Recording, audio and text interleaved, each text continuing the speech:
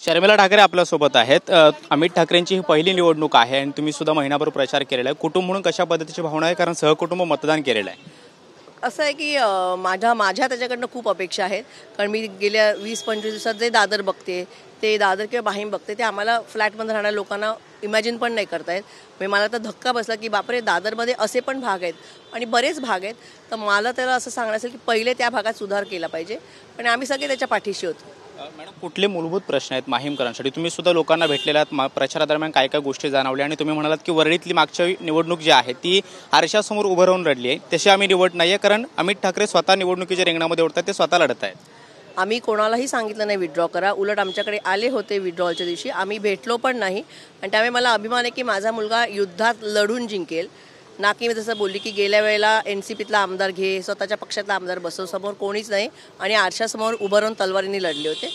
माझा मुलगा लढाईत उतरलाय आणि आमचा त्याला पूर्ण सपोर्ट आहे। आणि मूलभूत प्रश्न पण दादरचे सोडवले नाहीत। 10-10, 20-20 वर्ष आमदार असल्या माणसांनी जर दादरमध्ये पाणी नसेल, गेल्या महिन्यापर्यंत मुसळधार पाऊस होता, किंवा दादरमध्ये जर उघडी गटारगंगा वाहत असेल, जी मी वरळी आपलं माहीमच्या कोळी वस्तीत बघितली, तर ही खूपच वाईट गोष्ट आहे आणि ही सुधारलीच पाहिजे आणि ही सुधारू शकतात। शेवटचा प्रश्न, या सगळ्या परिसरात फिरताना प्रचारादरम्यान ज्या गोष्टी जाणवल्या त्या सगळ्या लोकांकडून काय नेमक्या प्रतिक्रिया होत्या आणि विजयाचा किती विश्वास आहे अमित ठाकरेंचा?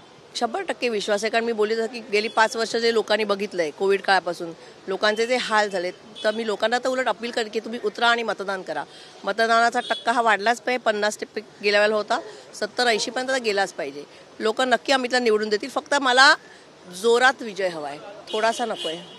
शर्मिला ठाकरे आपल्यासोबत होत्या आणि विजयाचा त्यांचा विश्वास आहे आणि मला जोरात जो काही विजय हवा आहे, थोडासा नको आहे असा सुद्धा त्यांनी विश्वास व्यक्त केला आहे। त्यामुळे 23 तारखेच्या निकालामध्ये माहीम विधानसभा मतदारसंघामध्ये काय निकाल लागतो हे पाहणं महत्त्वाचं असणार आहे। व्हिडिओ जर्नलिस्ट अमित सोबत कृष्णा सोनारवडकर, TV9 मराठी, मुंबई।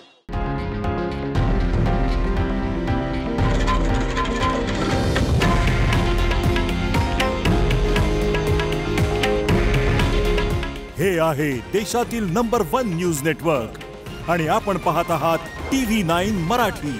काळजी तुमची, हित महाराष्ट्राचं।